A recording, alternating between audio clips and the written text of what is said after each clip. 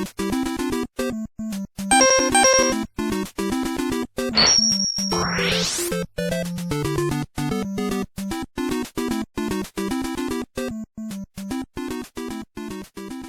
sanctuary. Oh God, Will's gonna make me talk about Kingdom Hearts now. Yeah, we all know Gene hates Kingdom Hearts. Yeah, I hate it because it sucks and wears his underwear backwards. No, I'm just kidding. Yeah, I don't know why, but every time I feel like there's a Kingdom Hearts anything that comes up, Gene's just like, oh, great. Well, I have to mess with you because you take it so personally, but I like Kingdom Hearts. I don't take it personally, Yes, you really. do. No, I don't. Yes, you do. No, I don't. I just find it funny that now we've had Kingdom Hearts 1.5, which kind of remade like the first remastered, I guess the word to use. The first part of it. No, I guess remade is a good word because they lost the source code for the first game, so they literally did have to remake build it back up. Then you had 2.5 that I thought, well, okay, that remake the second half of it, and okay, well, now we're ready for Kingdom Hearts 3. But no, we've squeezed in one more thing called Kingdom Hearts 2.8, and I first heard that I was like, really? Yeah, when I first heard that, I was like, I wasn't sure what to make of it. Okay. Well, you've actually found some more information on it. So. Yeah, and found it was necessary. Okay. Because ultimately, I think this whole thing was necessary. Because what is the biggest complaint people had with Kingdom Hearts? Now, I'm not talking about the haters who hated the decisions. Like, they didn't like... I mean, you know who they are. It messed up the Final Fantasy characters. Yeah, like those. We're not talking about those. But what was the biggest thing? Donald will never be a mage. Okay, yeah. Goofy doesn't have a sword. What's up with that? Actually, there's an explanation for that. I know. I know. I think in the manual it said that he didn't like violence, so he stuck to using a shield. Which is strange, because Captain America shows you can always fling that thing at people. I know. I'm surprised. Has he done that? Has Goofy tried to do that? Captain America shield for Kingdom Hearts 3, by the way. If they do put Marvel in Kingdom Hearts 3, they gotta have alternate costumes where Goofy dressed up like Captain America and Donald Duck is Doctor Strange. That would be amazing. Put Sora in an Iron Man yeah, suit. Sora's in an Iron Man suit. That would be amazing. Like or Thor, or Donald, either Thor or because he has a wand. He'd have him like Mjolnir. Oh, that'd be awesome. Yeah. Go ahead. All right, that'd be cool. Okay, so yeah, I just thought of Donald Duck in the Thor costume with the thing. or Donald Duck gets like really upset. You won't like me when I'm angry. Gets all Okay, we'll go ahead. Okay, again, so the general consensus of complaints for Kingdom Hearts, and I will fully agree, the biggest mistake Square Enix ever did was alienate the fans by making a Kingdom Hearts sequel virtually for every console ever made at the time. Right. So in order to understand the story of Kingdom Hearts, you had to have a PlayStation 2, a PSP, a Nintendo DS, a Game Boy Advance, a PlayStation 3... A cell phone? Yeah, a Japanese mobile cell phone. So that's 6 consoles I can think of right off the top of my head that you needed in order to understand the story as it was. That's ridiculous. I know. It's like, what were you thinking? And we complain about comic book storylines jumping from one line to another, but that's crazy. Yeah, of course. Now they do have a weak excuse as to why, because they were prioritizing Final Fantasy games, and while they were working in between titles, they wanted that worked out so well. Yeah, no, they wanted to at least the Kingdom Hearts thing alive, so they relegated it to handhelds, which meant more consoles, and not everybody was for that. Despite whether or not they were good games is a completely different story, but we're just it wasn't a good move. Because you're alienating your fan base. First of all, you're hoping that a person with a PlayStation 2 has a Nintendo DS. Yes, exactly. So it took many years, but when they announced that they were going to start making these 1.5 HD remixes and putting them all on a single console, brilliant move. Because now, since you're coming up to the final act of the entire series, you're at least making the entire thing available. And not just available, you're putting the best versions. You're putting the final mix versions, which were only released in Japan, that had more story refinement. And you're even bringing over some of the other things that we didn't get, like Kingdom Hearts X or Kingdom Hearts Chi, which is, again, Japanese mobile cell phone game. And you're putting that on there, too, to make it more understandable.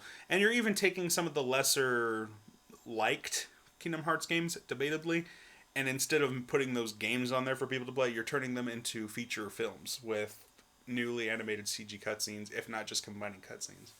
So, pretty good move. And especially for the price, it's not bad. And since since they were taking the original games that were on handhelds anyway and remastering them for consoles and making them work for consoles, I like that better because I prefer console gaming over handheld gaming. Mm-hmm. So for me, that's a bonus. Mm-hmm. So 1.5, 2.5, it made sense.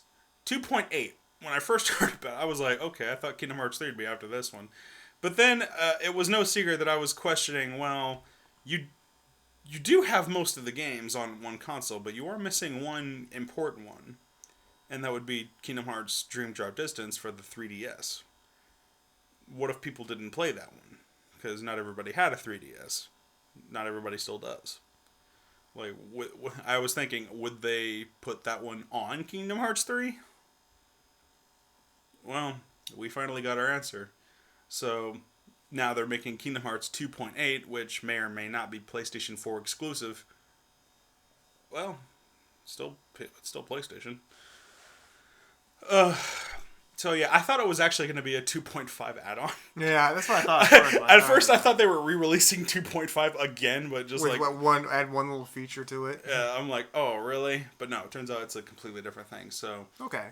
Yeah, so Kingdom Hearts 2.8, it's got Kingdom Hearts Dream Drop Distance for the 3DS being completely remade for the console, because for that game to be on the Nintendo 3DS, obviously it has two screens that you need to have functional, because you are using that bottom screen. It's not just for show like in a lot of other DS games. You do incorporate that bottom screen into a lot of the gameplay. So I was curious, okay, since they're going to port this to the console, they're going to have to completely take that out and find a way to make it work with a controller. So yeah, completely remake that. Which means those Dream Drop characters, those animals that you can find and get on your side, you're going to have to find a different way to raise them or level them up, because you could use that touchscreen like a pet simulator and kind of feed them and raise them and right, yeah, exactly. kind of Pokemon stuff. So it's like how or are you going to do that in the console without a touchscreen? For the Wii U, it'd be an easy answer. Yeah, right. Yeah, because you have the pad right there. Yeah, like honestly, that's why I say that they should start selling 3DS games on the Virtual Console for the Wii U. I mean, you got the touchscreen right there. There's no reason it can't work. Right. So yeah, it's going to come with a completely remade Dream Drop Distance. It's going there's also going to be bonus materials like new items, new things in the game. So that's always cool. It's going to come with something new. It's going to come with another feature film like the previous ones of Kingdom Hearts X or Kingdom Hearts Unchained or Kingdom Hearts Chai, because I guess it's got 3 different names depending on the translation. Which is a Japanese mobile cell phone game that I know almost nothing about. It was like a create your own character. Really? Yeah, create your own avatar, Kingdom Hearts style Keyblade wielder thing. And apparently there is a coherent story that's going on in there that is separate. I guess it's like Tales of Eternity Online. It's Metal Gear Solid 5 all over again. It's like Tales of Eternity Online. You're not the real Sora. I know, like how weird would that be? you were some guy that just got face transplanted into Sora. That'd be horrible. Yeah. You die at the end. No! That'd be horrible. Yeah. But yeah, apparently that has a coherent story enough to the point that they're going to turn a feature film out of it. Hey, that's cool, because we haven't seen it, and since we don't have Japanese mobile games ever, it's cool to see it. And then and there was and probably the best thing, debatedly, is that they're bringing Birth by Sleep Point 2, which continues the story of Aqua when she was lost into the realm of darkness at the end of Birth by Sleep. Now, if you played the final mix version of Birth by Sleep, which was released on 2.5 HD Remix, you got to play the prologue of when Aqua was in the realm of darkness, and then she found Ansem the Wise, who told her about Sora. So yeah, Point 2, Birth by Sleep, is basically going to be telling more of Aqua's story when she's in the realm of darkness along that 10-year lifespan where Sora was a kid. But also she runs into King Mickey again, probably. And what's even cooler is that it's going to be running on the Kingdom Hearts 3 engine. Ooh, that's cool. So yeah, we're going to get... So Point 2, the chapters, is going to be completely Kingdom Hearts 3 looking. So that's going to be our first taste of... Kind of like a demo. Okay. For Kingdom Hearts 3. And according to the interviews with Nomura, it's actually going to be the prologue for Kingdom Hearts 3. I'm down. So that's pretty. So it isn't a waste of time. Okay, that's. There had to be some reason for it. Now, how much is it going to be? That's the question. Probably the same price. Okay. Probably, well, or maybe not, considering it's a PS4 game. PS4 games generally are more expensive. Right. And understandable for it to be on the PS4 since it's running on the Kingdom Hearts 3 engine. Mm-hmm. So it's probably going to look as good. Right. But yeah, because we saw the trailers, there was that. It showed a little bit of the teaser where Aqua's walking in the realm of darkness, and clearly her visuals are very stunning. So that looks pretty cool. Mm-hmm. But over the years, I will admit, my fandom for Kingdom Hearts has died down a little just because they've made us wait so long. Right. Because back in, I'd say, the mid to late 2000s, Kingdom Hearts and Final Fantasy were at the peak of their popularity. They were. Yeah, because Kingdom Hearts was helping Final Fantasy grow. Right. They had brought voices to these otherwise characters that had no personalities outside of what you saw within text. And of course, Final Fantasy did the same thing because now people who were watching Kingdom Hearts, going to Final Fantasy, and going back to Kingdom Hearts, they were mishmashing these things together and they loved them so much. Of course, there were some Final Fantasy fans that hated what they did to them. And there might have been some Disney fans that weren't really eager to have their beloved franchises mixed with characters that had virtually no reason to be here. But I digress. It was amazing. And the mid to late 2000s was an incredible time for Square Enix. They took advantage of this in many different ways. It helped get Final Fantasy VII's popularity to an all-time high. Now we were getting a movie. Final Fantasy Advent Children became a thing.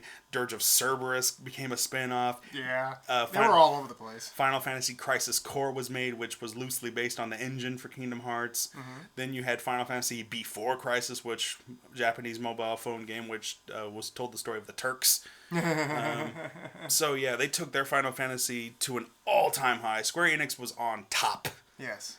Kingdom Hearts was ruling. You could argue Kingdom Hearts was kind of ruling the world for a while in terms of RPGs. Mm-hmm. But then, yeah, as the years started going on, we started getting a little bit more Kingdom Hearts games. They weren't bad, but not as desirable as people were saying. Okay, this is cool. 3. Yeah, I know, right? Because nobody will argue Birth by Sleep was an amazing game. It was incredibly dark. It doesn't have a happy ending. Kingdom Hearts 3, 5.8 over 2 days. Not a bad game for the 3DS. Maybe interesting just to tell the story of what's been going on in the organization to make them a little more relatable. Mm-hmm. And then you had probably the least desirable one, which I'll agree was Recoded. Right. Which I've honestly said for years did not need a whole game to tell this story. Sequel as it might be. Right. Didn't need a whole game to tell the story. Yeah. Like, you could have told this in an excerpt or a small episode. Which is what they did in 1.5. Yeah. Exactly. I'm like, okay, 1.5, you did exactly what I said you should have did. Or, I think it was 2.5. Okay. Yeah, you should have turned this into a movie. Right. There was no need for this to be a game. Right. 358, yeah, I think it made a better movie than it did a game. Although I wish they kind of animated some of the fight scenes instead of just telling you, this is what happened. Mm-hmm. Kind of like a silent film. So yeah, it's exciting, but at the same time, I'm a little upset about it because I wish I could be more excited for it. Had they have done this years ago, it probably would have been even more popular. I know, of course, like all Kingdom Hearts junkies will still be looking forward to it. We're all still excited to get that final chapter in the Xehanort saga. Whether or not it will continue after this, I think they talked about how Kingdom Hearts will ultimately continue, and it will star Sora, but this is wrapping up the entire Xehanort saga. Master Xehanort and all the Seekers of Darkness, they'll all be dead, so it'll be a completely new story. Probably some new worlds, maybe Pixar if they don't make it in this one. Right. Well, it just kind of sees we're closing in on it, So I can understand now why they when you first hear 2.8, yeah, it was kind of sketchy because I thought it was kind of dumb. Edgy, but now when you explain it, like, okay, there's a purpose to it, so not just to get money. Yeah, it's the final prologue for Kingdom Hearts 3, and it does make perfect sense. So you've got a trilogy of games, 1.5, 2.5, and 2.8. The entire series all in one simple collection. So now you don't have to go and fetch all of these consoles to play them. Arguably, you might only just need 2. The PlayStation 3, which is very cheap. A PlayStation 4, maybe, assuming they don't somehow put Kingdom Hearts 2.8 on PS3. But close enough. Not a bad distance. So I'm looking forward to it. Yeah, it's exciting to see. Finally, we're coming closer. Because we read the interview with Nomura talking about it. So he seems optimistic about it, as it should be. It's just a shame that it took many years to get to this point. Like, we should have did this at the peak of popularity, back when people were excited for Kingdom Hearts 3, and then their hopes were dwindling as the lifespan of the PlayStation 3 was coming to an end. Right. So, yeah, that's what we make of it. Like, it's exciting, sure.